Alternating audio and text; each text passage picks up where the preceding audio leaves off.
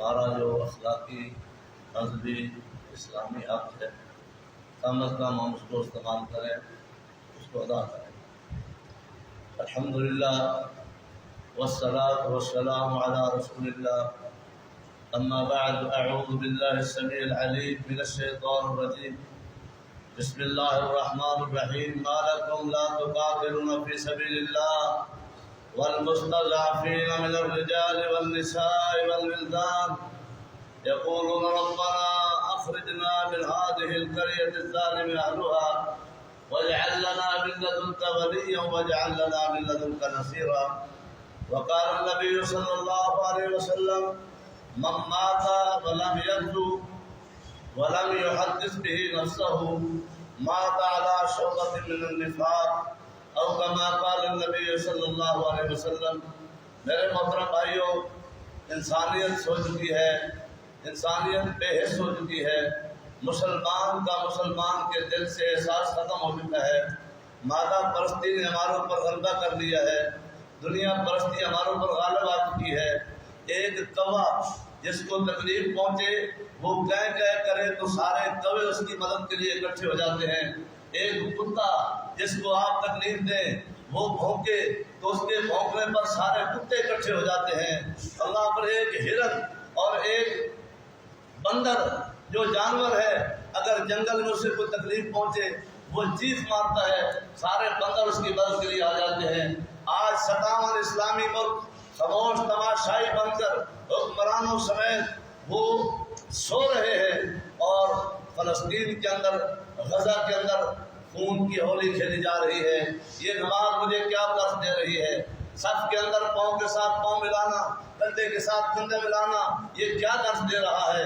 یہ یگانت بنا رہا ہے، یہ بھائی چارے کا درس دے رہی ہے کہ مسلمان اگر دنیا کے کسی کونے میں پریشان ہے، اس کی پریشانی کو اگر اپنی پریشانی نہیں سمجھی تو آپ مسلمان نہیں ہیں۔ میرے محبوب پیغمبر محمد صلی اللہ علیہ وسلم نے فرمایا، المسلم اخو المسلم اذا اشتكى منه بالسحر والحمى، مسلمان مسلمان کا بھائی ہے، اس کے کسی حصے کے وجود کے کسی حصے کو درد ہو، پورا وجود اس تکلیف کو محسوس کرتا ہے۔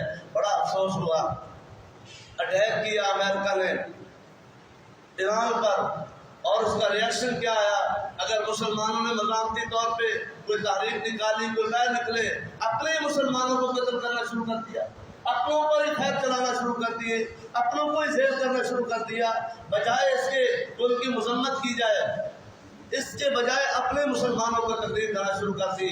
یاد رکھو، میرے محبوب پیغمبر محمد صلی اللہ علیہ وسلم نے فرمایا، من مات ولم یغزو ولم یحدث به نفسه مات على شعبۃ من النفاق۔ کائنات کے لوگوں، جو شخص اس حال میں مر گیا، نہ اس نے جہاد کیا، نہ جہاد کی ٹریننگ لی، نہ کفر کے خلاف کھڑے ہونے کے لیے کبھی عزم کیا، اس کی موت منافقت کے شعبے پر آئے گی، چاہے وہ بیت اللہ میں فوت ہو جائے، چاہے وہ غلاف کعبہ کے سامنے فوت ہو جائے، چاہے وہ حجر اسود کے سامنے فوت ہو جائے، اس کی ایمان پر موت نہیں ہوگی۔ یہ لمحہ فطریہ ہے۔ ہم سوچیں، میری عمر 50 سال ہو گئی، 60 سال ہو گئی، میں نے جہاد کی تربیت لی ہے، کفر کے خلاف کھڑے ہونے کے لیے میں نے اپنے آپ کو تیار کیا ہے، اپنے کسی بچے کو تیار کیا ہے کہ کیا میں اپنی زندگی غفلت میں گزار کر نفاق کے شعبے پر گزار رہا ہوں؟ میرے بھائیوں، وہ مظلوم، وہ فلسطینی، ان کا ہاتھ ہوگا، ہمارا گریبان ہوگا، ہم کمزور ہیں، نہیں جا سکتے وہاں، لیکن میں اپنی ایکٹیویٹی کلوز کر کے، استغفار کر کے، آنکھوں سے آنسو بہا کے، پچھلی رات کوٹ کر ان مظلوموں کے لیے دعا کر سکتا ہوں۔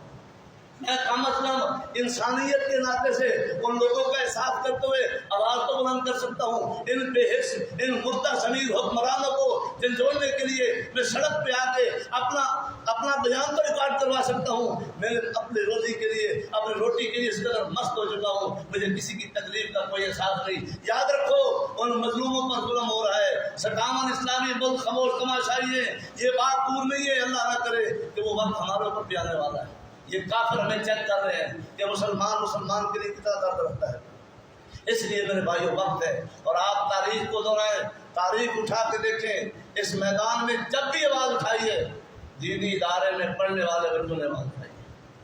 آپ کو کسی یونیورسٹی کا، کسی بڑے بڑے اداروں میں پڑھنے والے اسٹوڈنٹ نظر نہیں آئیں گے۔ آج بھی اگر کشمیر اٹو ٹانگے کشمیر رکا ہوا ہے اور مودی کی طاقت نہیں بن رہی اس کو یک طرفہ فیصلہ کرنے کی، تو اس میں ان دینی طالب علموں کا کردار ہے جنہوں نے اپنا خون پیش کر کے اور مسلمانوں کو اب تک ان کی غلامی سے روکا ہوا۔ میرے بھائیو، یہ دینی ادارے دین اسلام کے قلعے ہیں، کاروباری ٹائم ہے، تقریر کا وقت موضوع نہیں ہے، تو میرے بھائیو دینی ادارے دین اسلام کے قلعے ہیں۔ ان اداروں سے نکلنے والے مجاہدین کفر کے خلاف علم جہاد بلند کرتے ہیں۔ ان اداروں میں پڑھنے والے بچے تیرے ممبر میں کھڑے ہو کر قرآن و حدیث کی روشنی سے آپ کی جہالت کو ختم کرتے ہیں۔ انہیں اداروں میں پڑھنے والے بچے رات کے وقت مصلے پہ کھڑے ہو کے قرآن و حدیث کی تعلیم دیتے ہیں اور آپ کو قرآن پھر سی آواز میں سناتے ہیں۔ ان اداروں کی بقا ہماری بقا ہے۔ اللہ کی توفیق سے میں مجاہدین کا ادنا سا طالب علم ہوں۔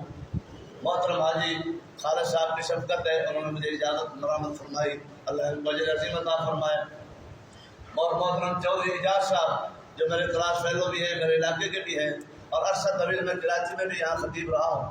میں نے ایک ادارہ قائم کیا ہے، مدرسہ حسین بن علی، یتیم بچوں کا ادارہ ہے، اور میرے محبوب پیغمبر محمد رسول اللہ صلی اللہ علیہ وسلم نے آنا وقافل الیتیم کہا قید یوم القیامہ، لوگوں یتیم اور یتیم کی کفالت کرنے والا قیامت کے دن میرے ساتھ ایسے جنت میں ہو۔ تو میں اس علاقے میں سروے کیا، وہ بچے جو قابل ہیں، پڑھنے والے ہیں، لیکن وہ مسائل کی کمی کی وجہ سے وہ روڈ رہے ہیں، ان کا کوئی پرسان حال نہیں ہے۔ ان کی داد رسی کے لیے یہ ادارہ قائم کیا ہے، اور اتنا سفر کر کے حاضر ہوا ہوں۔ آپ احباب کی امانت ہے کہ پیسہ وہاں لگے گا۔ بھائی جان صاحب ماشاء اللہ تشریف لا چکے ہیں، اور یہ اہل شہد ہیں، دیکھ کر آئے ہیں۔ سارے میرے بھائیوں سے میری اپیل ہے، زکوٰۃ صدقات خیرات میں سے آپ تعاون کریں تاکہ یہ ادارے پھلیں پھولیں اور علم جہاد کے لیے تیار رہیں۔ اللہ تعالیٰ سب بھائیوں کو جزائے خیر عطا فرمائے۔